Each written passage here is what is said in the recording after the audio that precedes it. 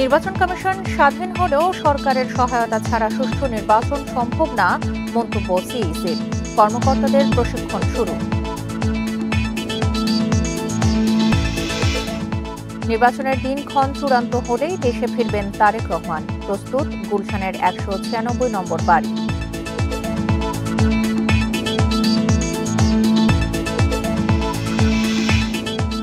রাজধানীর নতুন বাজারে ইউনাইটেড বিশ্ববিদ্যালয়ের শিক্ষার্থীদের অবরোধ, পুলিশের লাঠিচার্জ, যান চলাচল ব্যাহত।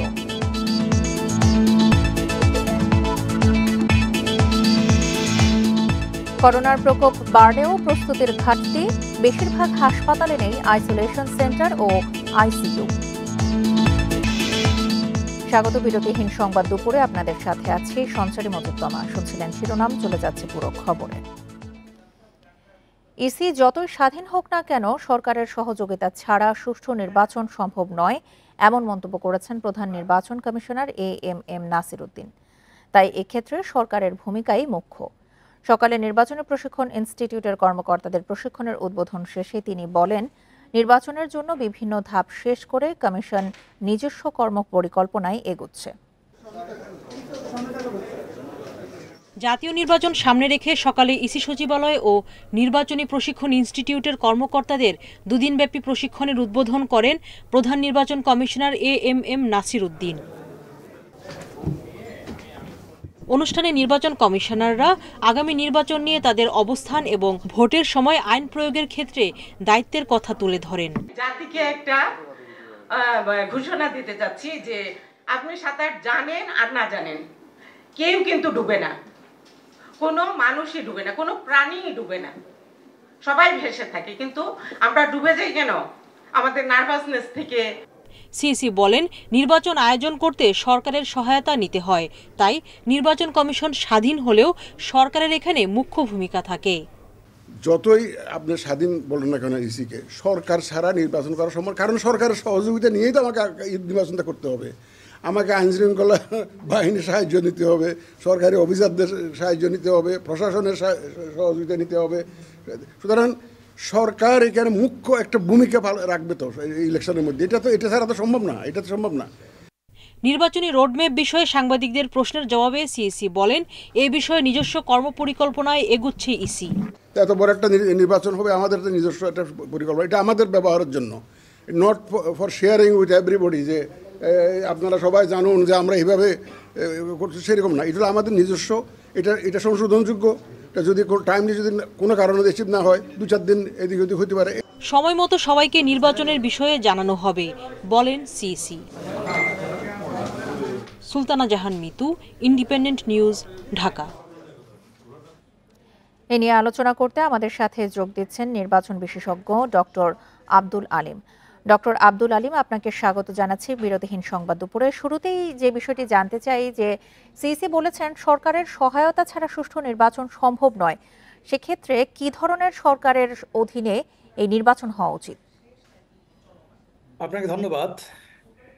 যে ধরনের সরকারই থাকুক না কেন, উনি যে কথাটা বলেছেন যে সরকারের সহায়তা ছাড়া সুষ্ঠু নির্বাচন সম্ভব না, ওনার এই বক্তব্যের সঙ্গে আমি সম্পূর্ণ একমত।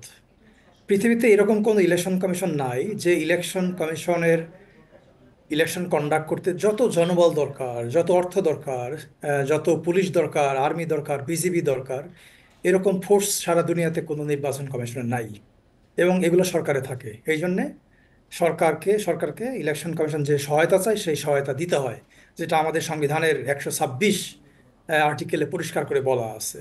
এর বাইরে আপনি ধরেন যে ইলেকশন কমিশনের কিন্তু নিজস্ব ব্যবসা নাই, তার শেয়ার মার্কেটে কোনো ইনভেস্টমেন্ট নাই, তার চাকরি নাই। সো বড় জিনিসটা হচ্ছে যে সরকারকে অর্থ দিয়ে সহায়তা করতে হয়, অর্থাৎ সরকারের কাছ থেকে ফিনান্সিয়াল সহায়তা লাগে, লজিস্টিক্যাল সহায়তা লাগে, প্রশাসনিক সহায়তা লাগে, অপারেশনাল সহায়তা লাগে। এই সবগুলো সহায়তা ছাড়া একটা নির্বাচন কমিশন কখনোই সুষ্ঠু নির্বাচন করতে পারে না। আমি আপনাকে ছোট্ট একটা উদাহরণ দিই ভালো করে বোঝার জন্য।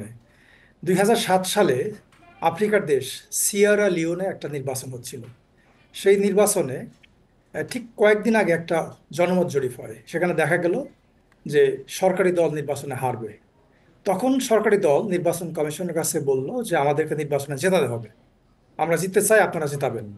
ইলেকশন কমিশন রাজি হল না। রাজি না হওয়াতে সরকার তাদের টাকা পয়সা বেতন ভাতা সব বন্ধ করে দিবে, যে আপনারা যেভাবে পারেন নির্বাচন করেন। কাজে দেখেন যে ইলেকশন কমিশন কিভাবে সরকারের উপর ডিপেন্ডেন্ট। এখানে আরেকটা কথা আছে, শুধু সরকারি সহায়তা দ্বারাও একটা সুষ্ঠু নির্বাচন সম্ভব না। সরকারের সঙ্গে অন্যান্য স্টেক হোল্ডার আছে, আপনি যেমন ধরেন পলিটিক্যাল পার্টি, তাদেরকে সহায়তা করতে হবে, জি। গণমাধ্যম যারা আছে তাদেরকে সহায়তা করতে হবে, নাগরিক সমাজ সহায়তা করতে হবে, ভোটার যারা আছে তাদেরকে সহায়তা করতে হবে। অর্থাৎ একটা সুষ্ঠু নির্বাচন ডিপেন্ড করবে সকল অংশীজনের সহযোগিতার উপরে, বাট সরকার হচ্ছে 1 নাম্বার অংশীজন। সম্প্রতি আমরা দেখছি যে বিএনপি নেতারা বলেছেন অন্তর্বর্তী সরকারের অধীনে নির্বাচন হতে পারে, আবার বিভিন্ন দল তত্ত্বাবধায়ক সরকারের কথাও বলছে। সেক্ষেত্রে গতি প্রকৃতি কোথায় যাচ্ছে? আপনি বোধহয় নিশ্চয় জানেন যে আমাদের যে সংবিধানে যে তত্ত্বাবধায়ক সরকার যে ধারাটা ছিল, যেটা সংবিধান থেকে তুলে দেওয়া হয়েছিল, জি সেটা জি আবার ফিরে আসছে। কাজেই আমরা তো ধরে নিচ্ছি যে আগামীতে যত নির্বাচন হবে, এখন হয়তো অন্তর্বর্তীকালীন সরকার, কিন্তু অন্তর্বর্তীকালীন সরকার কিন্তু এক ধরনের কেয়ারটেকার সরকার, এক ধরনের তত্ত্বাবধায়ক সরকার। বাট এটার আমরা ভবিষ্যতে যেটা দেখতে পাবো, যে আগে আমাদের যে অবস্থা ছিল ঠিক ওইরকম ভাবে নির্বাচনের আগে সবসময় একটা তত্ত্বাবধায়ক সরকার আসবে, এবং এটা খুব স্বাভাবিক ব্যাপার। আপনি বাংলাদেশের যদি নির্বাচন ইতিহাস বিশ্লেষণ করেন, বাংলাদেশের নির্বাচনের যে ক্রেডিবিলিটি, যে গ্রহণযোগ্যতা, সেটা যদি বিশ্লেষণ করেন, যতগুলো নির্বাচন হয়েছে তত্ত্বাবধায়ক সরকার আমলে, সেগুলো নিয়ে কিন্তু বিশেষ কোনো প্রশ্ন নেই, সবগুলো গ্রহণযোগ্য। মোটামুটি যারা হেরে গেছে তারা হয়তো কিছু প্রশ্ন তোলার চেষ্টা করেছে, আর যেগুলো পলিটিক্যাল গভর্নমেন্টের অধীনে হয়েছে সবগুলো নিয়েই কিন্তু বড় প্রশ্ন আছে, অনেক প্রশ্ন আছে। কাজে এটা খুব পরিষ্কার যে আমাদের এই নির্বাচন ব্যবস্থাকে যদি আমরা একটা প্রাতিষ্ঠানিক ভিত্তির উপর দাঁড় করাতে চাই, তাহলে আমাদের এই কেয়ারটেকার সরকারটা লাগবে। বিগত প্রশাসনে আমরা দেখেছি যে ব্যাপক আওয়ামীকরণের অভিযোগ রয়েছে। সেক্ষেত্রে সুষ্ঠু নির্বাচনের ক্ষেত্রে যদি সুষ্ঠু নির্বাচন আয়োজন করতে হয়, তাহলে ইসির কোন কোন পদক্ষেপগুলো নেওয়া প্রয়োজন? এইটার ক্ষেত্রে একটা বড় পদক্ষেপ লাগবে নির্বাচন কমিশনের। অন্যান্য যে রুটিন ওয়ার্কগুলো আছে, আপনি ধরুন যে সংসদীয় এলাকা সীমা নির্ধারণ, ভোটার তালিকা হালনাগাদ, যেটা কন্টিনিউয়াস একটা প্রসেস, তারপরে রাজনৈতিক দলের নিবন্ধন, পর্যবেক্ষকদের জন্য নীতিমালা তৈরি করা, গণমাধ্যমের জন্য নীতিমালা তৈরি করা, এগুলো খুব রুটিন ওয়ার্ক। ভোট কেন্দ্র স্থাপন করা, এগুলো খুবই রুটিন ওয়ার্ক। বাট বড় একটা চ্যালেঞ্জ হবে আগামী জাতীয় নির্বাচনে, যে এই আমার কাছে মনে হচ্ছে যে হয়তো সহিংসতা বেড়ে যাওয়ার সম্ভাবনা আছে, এবং নির্বাচনটা মূলত করে কিন্তু মাঠ প্রশাসন। নির্বাচন কমিশনের প্রধান দায়িত্ব থাকে পলিসি সিদ্ধান্ত গ্রহণ করা, এবং এই সিদ্ধান্তটা বাস্তবায়ন করে মাঠ প্রশাসন। এই মাঠ প্রশাসনের উপরে ইলেকশন কমিশনের একটা একটা আধিপত্য থাকতে হবে, একটা একটা পূর্ণ নিয়ন্ত্রণ থাকতে হবে, এবং এটা যদি করতে না পারে তাহলে ইলেকশন কমিশন খুব ঝামেলা করবে, এবং এটা খুবই চ্যালেঞ্জিং কাজ হবে, বিশেষ করে আইন শৃঙ্খলা রক্ষার বিষয়টা। কারণ যেহেতু আপনি যেটা বলছেন যে ব্যাপক আওয়ামীকরণ হয়েছে, পুলিশও নিশ্চয়ই এরকম আওয়ামী লীগের লোকজন আছে, আওয়ামীকরণের একটা একটা আমরা দেখতে পাচ্ছি বা থাকবে। এই কারণে একটা সমন্বিত নির্বাচনী নিরাপত্তা ব্যবস্থা গড়ে তোলা দরকার, যেটা ইলেকশন কমিশন এবং সরকারের যারা আইন শৃঙ্খলা রক্ষাকারী বাহিনীর সদস্য আছেন, সামরিক বাহিনী থেকে শুরু করে প্রত্যেককেই একসঙ্গে কাজ করতে হবে, একসঙ্গে একটা সমন্বিত প্ল্যান করতে হবে, এবং সেই প্ল্যানটা করেই সামনে এগোতে হবে, না হলে আমরা হয়তো ঝুঁকির মধ্যে পড়ে যেতে পারি। অবশ্যই আমরা চাই গণতান্ত্রিক ধারা অব্যাহত রেখে একটি সুষ্ঠু নির্বাচন সম্পন্ন হোক। ডক্টর আব্দুল আলিম, আপনাকে অসংখ্য ধন্যবাদ আমাদেরকে সময় দেওয়ার জন্য। জাতীয় নির্বাচনের দিনক্ষণ চূড়ান্ত হলে দেশে ফিরবেন 17 বছর ধরে লন্ডনে নির্বাসনে থাকা বিএনপির ভারপ্রাপ্ত চেয়ারম্যান তারেক রহমান। উঠবেন রাজধানীর গুলশানের 196 নম্বর বাড়িতে। তারেক রহমানের থাকার উপযোগী করতে প্রয়োজনীয় সংস্কারের পর বাড়িটি এখন পুরোপুরি প্রস্তুত। রাজধানীর গুলশান এভিনিউর 196 নম্বর বাড়ি। 1.5 বিঘায় নির্মিত বাড়িটি বিচারপতি আব্দুস সাত্তার সরকারের সময় খালেদা জিয়ার নামে বরাদ্দ দেওয়া হয়েছিল। এত বছর বাড়িটি তার নিয়ন্ত্রণে থাকলেও নামজারি ছিল না। অন্তর্বর্তী সরকার গত 4 জুন বাড়িটির নামজারির কাগজ খালেদা জিয়ার হাতে তুলে দেয়।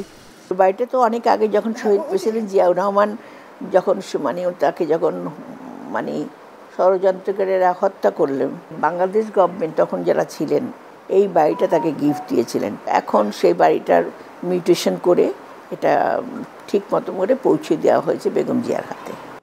বিএনপি নেতারা জানান, প্রধান উপদেষ্টার সঙ্গে বৈঠকের পর ফেব্রুয়ারিতে নির্বাচনের সম্ভাবনা তৈরি হওয়ার পর থেকে তারেক রহমানের দেশে ফেরা নিয়ে প্রস্তুতি নিচ্ছে দল। দলীয় কার্যালয়ে তার দফতর এবং তার নিরাপত্তা নিশ্চিত করা বিভিন্ন বিষয় নিয়ে আমরা অলরেডি আয়োজন শুরু করে দিয়েছি এবং সরকারের তরফেও আমরা তার ব্যবস্থা নেওয়ার জন্য অনুরোধ জানাচ্ছি। তিনি শীঘ্রই আমাদের মাঝে ফিরে আসবেন। যে এই বাড়িটিতে একটি বিদেশি ফার্ম ভাড়া ছিল, মোটামুটি 6 মাস আগে তারা ছেড়ে দিয়েছে। নিশ্চয়ই বেগম খালেদা জিয়ার পক্ষ থেকে বলা হয়েছে ছেড়ে দেওয়ার জন্য। তারপরে কিন্তু এটা নতুন করে রিডেকোরেট করা হয়েছে। তার বাসস্থান হিসাবে এই বাড়িটি সেজন্যে একটা আমার মনে হয় যে তারেক রহমানের জন্য যোগ্য বা উপযুক্ত একটি বাসস্থান হবে। 3 bed, drawing, dining, living room, swimming pool সহ আধুনিক সুযোগ সুবিধা রয়েছে বাড়িটিতে। তারেক রহমানের স্ত্রী ডাক্তার জুবাইদা রহমানও লন্ডনে যাওয়ার আগে বাড়িটি পরিদর্শন করে গেছেন। Jahanara Parvin, independent news, Dhaka. অনির্দিষ্টকালের জন্য রাজধানীর নতুন বাজারে ব্লকেট কর্মসূচি ঘোষণা দিয়েছেন ইউনাইটেড ইন্টারন্যাশনাল ইউনিভার্সিটির শিক্ষার্থীরা। রোববার থেকে পুরো ঢাকায় ব্লকেট কর্মসূচি দেওয়ারও হুঁশিয়ারি দিয়েছেন তারা। এর আগে সকাল 8:30টার দিকে অবৈধ বহিষ্কারাদেশ প্রত্যাহার সহ 5 দফা দাবিতে নতুন বাজার মোড়ে অবস্থান নেন ইউআইইউ এর শিক্ষার্থীরা। জানান, বিশ্ববিদ্যালয় কর্তৃপক্ষ কোনো আলোচনা ছাড়াই একতরফাভাবে কয়েকজন শিক্ষার্থীকে বহিষ্কার করেছে। এসব শিক্ষার্থীদের বহিষ্কারাদেশ নিঃশর্তে প্রত্যাহার করতে হবে। এছাড়া বিশ্ববিদ্যালয়ের প্রশাসনিক শূন্যতা দূর করে দ্রুত স্বাভাবিক একাডেমিক কার্যক্রম শুরু করতে হবে। পরে দাবির বিষয়ে শিক্ষার্থীদের সাথে আলোচনা করতে ঘটনাস্থলে যায় বিশ্ববিদ্যালয়ের প্রক্টোরিয়াল টিম। সড়কে যান চলাচল ব্যাহত হওয়ায় সকাল 10টার দিকে লাঠিচার্জ করে পুলিশ। এতে আহত হন কয়েকজন শিক্ষার্থী। লাঠিচার্জের পর আবারও রাজধানীর নতুন বাজার সড়ক অবরোধ করেন শিক্ষার্থীরা। এতে সড়কের দুপাশে যান চলাচল বন্ধ রয়েছে। ভোগান্তিতে পড়েছেন যাত্রীরা। মেইন দাবি ছিল আমাদেরকে যে বিনা দোষে আমাদেরকে যে বহিষ্কার দিয়েছে এটা প্রত্যাহার করে নিতে হবে। এটা যদি প্রত্যাহার করে নাই আমরা সাথে সাথে রাজপথ ছেড়ে চলে যাব। যৌক্তিক কোনো কারণে বহিষ্কার করা হয় নাই, কেবলমাত্র আমাদের বাক স্বাধীনতা চর্চার কারণে আমাদের বহিষ্কার করা হয়েছে।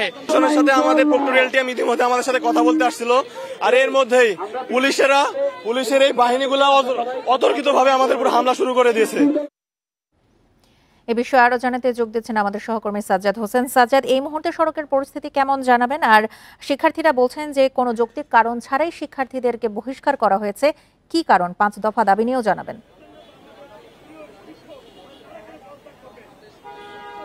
জি, আপনি যেমনটি জানাচ্ছিলেন, সকাল থেকে কিন্তু 8:30 থেকে কিন্তু শিক্ষার্থীরা তাদের 5 দফা দাবি নিয়ে এই রামপুরা নতুন বাজার যে মোড় এখানে অবস্থান করছিল। ঠিক 10:30টার দিকেই প্রক্টোরিয়াল টিম এবং পুলিশ বাহিনী যখন তাদের সাথে আলোচনা করতে আসে, আলোচনার এক পর্যায়ে কিন্তু তাদের উপর লাঠিচার্জ করা হয়েছিল। লাঠিচার্জ করার ফলে কিন্তু বেশ কয়েকজন শিক্ষার্থীরা আহত হয়েছে। এর কিছুক্ষণ পরেও যান চলাচল শুরু হলে 10 মিনিট পর কিন্তু তারা আবার সড়কে অবস্থান নেয়। এখনও কিন্তু এখানে বেশ কয়েকজন শিক্ষার্থীরা অবস্থান নিয়ে তাদের আলোচনা করছে তাদের পরবর্তী কর্মসূচি নিয়ে। আর আমি যদি একটু জানিয়ে রাখি, এই আন্দোলনরত শিক্ষার্থীরা বেশিরভাগ ইউআইইউ এর হলেও কিন্তু এখন কেউ তাদের সাথে তারা যেটি আমাদের জানিয়েছেন, তাদের সাথে প্রায় 30টি বিশ্ববিদ্যালয়ের বেসরকারি বিশ্ববিদ্যালয়ের শিক্ষার্থীরা কিন্তু অংশগ্রহণ করেছেন। কিছুক্ষণ আগে এখানে বেসরকারি বিশ্ববিদ্যালয়ের ছাত্রদলের যে সভাপতি আবু হুরায়রা তিনি এসেছিলেন। এসে কিন্তু তিনি এখানে আমাদের জানিয়েছেন যে ছাত্রদের যৌক্তিক দাবির সাথে কিন্তু তাদের একাত্মতা পোষণ করেছেন। আমি যদি একটু জনদুর্ভোগের কথা বলে রাখি, এটি কিন্তু রাজধানীর অত্যন্ত ব্যস্ততম একটি শহর সড়ক। এখানে কিন্তু সকাল থেকেই যান চলাচল বন্ধ থাকার কারণে বেশ জনদুর্ভোগের সৃষ্টি হয়েছে। নতুন বাজার মোড় থেকে কুড়িল বিশ্ব রোডের যে সড়কটি, সেখানে কিন্তু এখন ধীর গতিতে কিন্তু যান চলাচল চললেও নতুন বাজার মোড় থেকে রামপুরার দিকে যে সড়কটি গেছে এটি কিন্তু এখন পর্যন্ত সম্পূর্ণ বন্ধ অবস্থায় আছে। কয়েকজন পথচারীর সাথে আমরা কথা বলেছি, তারা দীর্ঘক্ষণ যানজটের জন্য তারা কিন্তু নির্ধারিত বাস এবং তাদের রিক্সা যে যার মতো যান নিয়ে যাচ্ছিলেন সেখান থেকে কিন্তু নেমে তারা কিন্তু পায়ে হেঁটে অনেক দূর পাড়ি দিয়েছেন। আর আহত যে শিক্ষার্থীরা আছেন তারা কিন্তু প্রাথমিক চিকিৎসার জন্য নিকটস্থ একটি হাসপাতালে গিয়েছেন, এমনটি কিন্তু জানিয়েছেন এখানে আন্দোলনরত অন্যান্য শিক্ষার্থীরা। তারা হচ্ছে 12টায় সংবাদ সম্মেলন করে আমাদের সর্বশেষ যে তথ্যটি জানিয়েছে, তারা আজকে নতুন বাজার মোড় সম্পূর্ণ ব্লকেট কর্মসূচি ঘোষণা করেছে এবং তাদের দাবি না আদায় হওয়া পর্যন্ত কিন্তু তারা বলেছে দাবি আদায় না হলে আগামীকাল কিন্তু তারা সম্পূর্ণ ঢাকা ব্লকেট কর্মসূচি ঘোষণা করবে। আমি যদি একটু আপনাদের জানিয়ে রাখি, প্রথম দফায় যখন প্রক্রিয়াল টিম 10:30 তাদের সাথে দেখা করতে এসেছিল, তারা কিন্তু ওই লাঠিচার্জের যে ঘটনাটি ঘটে এরপরে কিন্তু আবার দ্বিতীয় দফায় 12টার পরে কিন্তু প্রক্রিয়াল টিম এবং আইন শৃঙ্খলা বাহিনী তাদের সাথে কথা বলার জন্য এসেছিলেন। কিন্তু শিক্ষার্থীদের পক্ষ থেকে যেটি জানানো হয়েছে, এই তাদের উপরে এই যে একটি যৌক্তিক দাবি নিয়ে তারা শান্তিপূর্ণভাবে রাজপথে অবস্থান করছিল, এরপরেও যে পুলিশ তাদের উপর যে লাঠিচার্জ করে, এরপরে কিন্তু তারা শিক্ষক এবং আইন শৃঙ্খলা বাহিনীর কারোর সাথে কোনো ধরনের আলোচনা করতে সম্মতি প্রকাশ করেনি। তারা এখনও রাজপথে অবস্থান করছে এবং তাদের যৌক্তিক দাবিগুলো নিয়ে তারা রাজপথে থাকবে বলে আমাদের জানিয়েছেন, দাবি আদায় না হওয়া পর্যন্ত। রাজধানী নতুন বাজার মোড় থেকে এই ছিল আমার কাছে সর্বশেষ তথ্য। রাজধানীর নতুন বাজার থেকে জানাচ্ছিলেন আমাদের সহকর্মী সাজ্জাদ হোসেন। রাষ্ট্র কাঠামো মেরামতে বিএনপির ঘোষিত 31 দফা বাস্তবায়নের লক্ষ্যে রাজধানীর খিলক্ষেত এলাকায় লিফলেট বিতরণ করেছে বিএনপি। সকালে যুবদল নেতা ও ঢাকা 18 আসনের মনোনয়ন প্রত্যাশী SM জাহাঙ্গীরের নেতৃত্বে এই কার্যক্রম পরিচালিত হয়।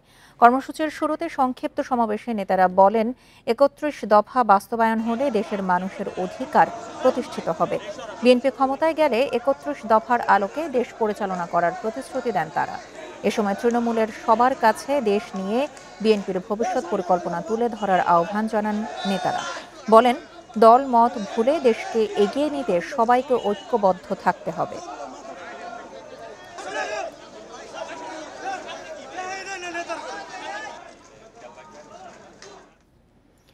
বাড়ছে করোনার প্রকোপ, কিন্তু এখনও বিভিন্ন হাসপাতালে নেই পর্যাপ্ত প্রস্তুতি।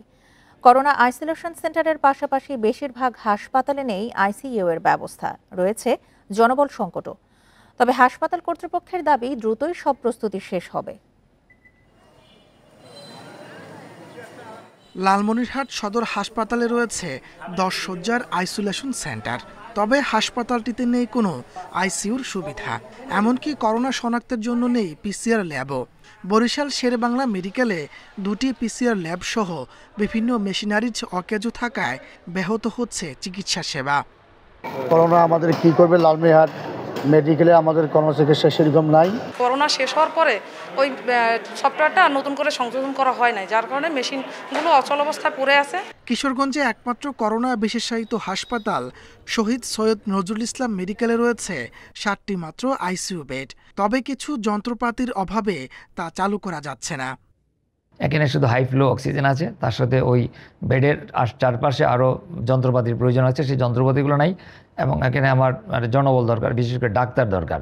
প্রকোপ বাড়লেও এখনও পর্যাপ্ত প্রস্তুতি নেই লক্ষ্মীপুর সদর হাসপাতালে। হাসপাতালটিতে নেই কোনো আইসোলেশন সেন্টার।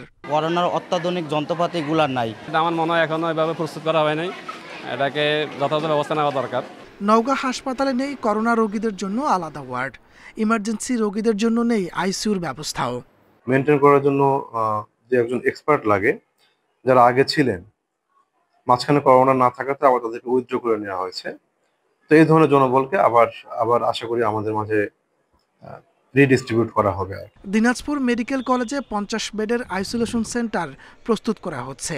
প্রাথমিকভাবে কাজ শুরু হয়েছে 20টি বেডের। এদিকে যশোর সদর হাসপাতালে একটি আইসোলেশন সেন্টার খোলা হয়েছে। আইসিইউতে রিজার্ভ রাখা হয়েছে একটি বেড। এছাড়া উপজেলা স্বাস্থ্য কমপ্লেক্সেও পরিস্থিতি অনুযায়ী আইসোলেশন ওয়ার্ড প্রস্তুতের নির্দেশ দেওয়া হয়েছে। তাপস সরকার, ইন্ডিপেন্ডেন্ট নিউজ। সক্রিয় মৌসুমী বায়ুর প্রভাবে আজও সারা দেশে বিভিন্ন জেলায় বৃষ্টি হচ্ছে, কোথাও কোথাও হতে পারে মাঝারি থেকে ভারী বৃষ্টি। আবহাওয়া অধিদপ্তর জানিয়েছে, বৃহস্পতিবার পর্যন্ত দেশের উত্তরাঞ্চলে বৃষ্টির পরিমাণ বেশি থাকবে। বিশেষ করে রংপুর, ময়মনসিংহ ও সিলেটে হতে পারে ভারী বৃষ্টি। এ সময় অন্য জেলাগুলোতে বৃষ্টি হলেও পরিমাণ থাকবে কম। 27 জুন থেকে দক্ষিণাঞ্চলে শুরু হবে বৃষ্টি। এ সময় খুলনা, চট্টগ্রাম, বরিশাল হতে পারে ভারী বৃষ্টি। চলতি মাসে তাপপ্রবাহের শঙ্কা নেই। জুলাই মাসেও স্বাভাবিক বৃষ্টি অব্যাহত থাকবে, তবে বাতাসে জলীয় বাষ্পের পরিমাণ বেশি থাকায় গরম অনুভূত হবে। উত্তরাঞ্চলে বৃষ্টিপাতের সম্ভাবনা একটু বেশি আছে, বিশেষ করে রংপুর, ময়মনসিংহ এবং সিলেট বিভাগে। আর এছাড়া দেশের অন্যত্র বৃষ্টির সম্ভাবনা আছে, তবে সেটা তুলনামূলকভাবে একটু কম হতে পারে। তবে 26 তারিখ থেকে এই এরিয়াটা শিফটিং হয়ে আবার দেশের দক্ষিণাঞ্চলে বৃষ্টিপাতের পরিমাণ বাড়তে থাকবে। এইচএসসি ও সমমানের পরীক্ষা শুরু 26শে জুন থেকে। এবার অংশ নিচ্ছে 12 লাখ পরীক্ষার্থী। সব ধরনের প্রস্তুতি সম্পন্ন করেছে শিক্ষা বোর্ড। কোনো এলাকায় প্রাকৃতিক দুর্যোগ হলে শুধু সেই বোর্ডের পরীক্ষা স্থগিত হবে। স্বাভাবিক নিয়মে চলবে অন্য সব বোর্ডের পরীক্ষা, কথা জানিয়েছে শিক্ষা মন্ত্রণালয়। স্বাভাবিক শিক্ষাসূচি অনুযায়ী এপ্রিলে অনুষ্ঠিত হয় এইচএসসি পরীক্ষা, কিন্তু করোনার কারণে 2020 সাল থেকে এলোমেলো হয়ে গেছে সেই সূচি। এবার এইচএসসি পরীক্ষা শুরু হচ্ছে 26 জুন থেকে। এ সময় দেশের অনেক অঞ্চল বন্যার কবলে পড়ে। এজন্য শিক্ষা বোর্ড বলছে, যে অঞ্চলে বন্যা হবে শুধু সেখানেই পরীক্ষা স্থগিত হবে, অন্য বোর্ডের পরীক্ষা চলবে স্বাভাবিকভাবেই। আলাদা আলাদা প্রশ্নে পরীক্ষা হয়, ফলে কোনো অঞ্চলে কোনো বোর্ডে ব্যাপকভাবে বন্যা হলে ওই বোর্ডের পরীক্ষাটা বন্ধ করে বাকি বোর্ডগুলো চলতে থাকে।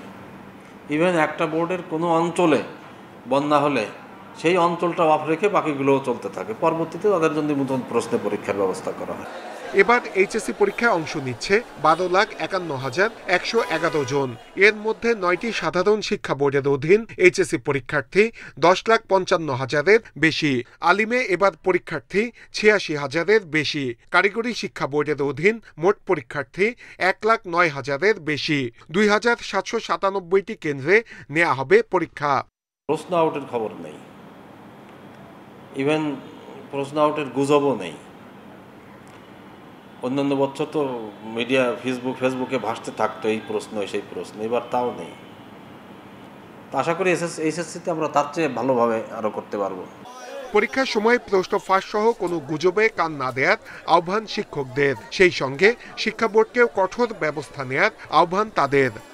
অনেক কথা অনেকে বলেছে, কিন্তু বাস্তবে কোনো ধরনের এরকম কোনো প্রমাণ কিন্তু কেউ দেখাতে পারেনি এবং প্রশ্ন ফাঁসের কোনো ঘটনা ঘটেনি। আমি মনে করি যে এই সামনের পরীক্ষাটা আরও ভালো হবে এবং সবাইকে বলবো যে কোনো গুজবে যেন কান না দেয়। করোনা সংক্রমণ রোধে কেন্দ্রে ঢোকার সময় পরীক্ষার্থী সহ সংশ্লিষ্ট সবার মাস্ক পরা বাধ্যতামূলক করে হ্যান্ড স্যানিটাইজার ব্যবহারের নির্দেশনা দিয়েছে শিক্ষা বোর্ড। নূরে আলম, ইন্ডিপেন্ডেন্ট নিউজ, ঢাকা। নিত্য প্রয়োজনীয় পণ্যের ভ্যাট হার বাড়িয়ে দেওয়ায় সংসার খরচ বাড়বে মধ্যবিত্তের। বিশ্লেষকরা বলছেন, সরকার রাজস্ব আয় বাড়াতে গিয়ে আয়করের হার বাড়িয়েছে, যার নেতিবাচক প্রভাব পড়বে মধ্যবিত্তের জীবনে। এই সকল সুপারিশসমূহ বিবেচনায় উচ্চ মূল্যস্ফীতি সত্ত্বেও 2024-25 অর্থ বছরের ঘোষণা অনুযায়ী করমুক্ত আয়ের সীমা এবারও 3.5 লাখ টাকায় রেখেছেন অর্থ উপদেষ্টা। তবে আগামী অর্থ বছরের জন্য ব্যক্তি শ্রেণীর করমুক্ত আয়ের সীমা 25,000 টাকা বাড়ানো হয়েছে, যদিও পরবর্তী 3 লাখ টাকা পর্যন্ত 10% কর আরোপ করা হয়েছে। বিদ্যমান কাঠামো অনুযায়ী বার্ষিক মোট আয় 4.5 লাখ টাকা হলে 5% এবং পরবর্তী 4 লাখ টাকার জন্য 10% হারে আয়কর প্রযোজ্য।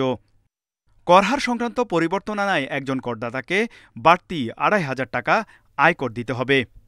বড় লোকের তো সমস্যা নাই, সমস্যা মধ্যবিত্ত বা নিম্ন মধ্যবিত্ত বা গরিব মানুষের আরও বেশি সমস্যা। 3,75,000 টাকার মধ্যে করটা আমাদেরকে মওকুফ করা হয়েছে আর কি, সে বার্ডেনটা আমাদের মধ্যে এখন নাই। কিন্তু তার চেয়ে বেশি যারা বলতেছেন যে যারা বেশি ইনকাম করে ফেলতেছে বা যাদের আয় হচ্ছে, তাদের কাছ থেকে এখন 15 জায়গায় 20 করা হচ্ছে। স্ল্যাবটা একটু বেড়ে গেছে আর কি, আমাদের জন্য আসলে কষ্টকর হয়ে যাবে, কারণ আমরা তো দিন আনি দিন খাই, চাকরিজীবী, আমরা একটা বাজেটের মধ্যে থাকি। এদিকে বাজেটে প্লাস্টিকের তৈরি পণ্যে ভ্যাট দ্বিগুণ করা হয়েছে। Mobile phone, washing machine, Blender সহ বিভিন্ন পণ্যে ভ্যাট ছাড় কমানোয় এসবের দাম বাড়তে পারে। প্রসাধনী সামগ্রী, চকলেটের আমদানি শুল্কের ন্যূনতম মূল্য দ্বিগুণ করা হয়েছে, ফলে এইসব পণ্যের দামও বাড়বে।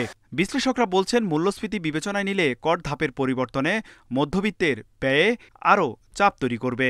যারা সঠিক বেতনটা তারা ব্যাংকিং অ্যাকাউন্টের মাধ্যমে পেয়ে থাকেন, সো এখন আমরা যেটা দেখতে পাচ্ছি, এর ফলে কিন্তু তাদের ইনকাম ট্যাক্সে যে ভারটা তারা নাভিশ্বাস ফেলছে, তো ট্যাক্সেও যদি তাকে এডিশনাল দিতে হয় তখন কিন্তু তার আর জায়গা থাকবে না। সর্বোচ্চ পর্যায়ে 30 যেটা চার্জ করা হয় ওইটার স্তরটা নামানো হয়েছে। মধ্যবিত্তের উপরে আয়করের হারটা এই যেটা অব্যাহতির সুবিধা তো মধ্যবিত্তরাও পাবেন, কাজে নেট খুব একটা বড় ধরনের ইম্প্যাক্ট হবে বলে আমার মনে হয়। নতুন করদাতাদের আয়ভেদে সর্বনিম্ন ১,০০০ টাকা আয়কর দেওয়ার বিধান যুক্ত হয়েছে আয়কর আইনে। মূলত নতুন করদাতাদের করভীতি দূর করতে এ উদ্যোগ নেওয়া হয়েছে বাজেটে। তৌহিদ রানা, ইন্ডিপেন্ডেন্ট নিউজ, ঢাকা। যুক্তরাষ্ট্রে ৩ মাস পর মুক্তি পেলেন ফিলিস্তিনপন্থী বিক্ষোভকারী মাহমুদ খলিল। শুক্রবার বিকেলে নিউ জার্সির ফেডারেল বিচারক খলিলের মুক্তির নির্দেশ দেন। এ সময় বিচারক বলেন, খলিলের পালিয়ে যাওয়ার আশঙ্কা নেই, সেই সঙ্গে জনসাধারণের জন্য হুমকি না হওয়ায় এই রায়। আদালতের আদেশে খলিলকে তার পাসপোর্ট ও গ্রিন কার্ড আইসের কাছে জমা দিতে বলা হয়েছে। তিনি নিউ ইয়র্ক সহ কিছু নির্দিষ্ট অঙ্গরাজ্যে ভ্রমণের অনুমতি পাবেন। অভিবাসন মামলাটি চলবে আলাদাভাবে। যুক্তরাষ্ট্রে কলম্বিয়া বিশ্ববিদ্যালয়ের গ্রিন কার্ডধারী ফিলিস্তিনি শিক্ষার্থী মোহসেন মাহদাবি এপ্রিল মাসের শুরুতে যুক্তরাষ্ট্রের নাগরিকত্বের আবেদনের সাক্ষাৎকার দিতে গেলে তাকে গ্রেপ্তার করা হয়।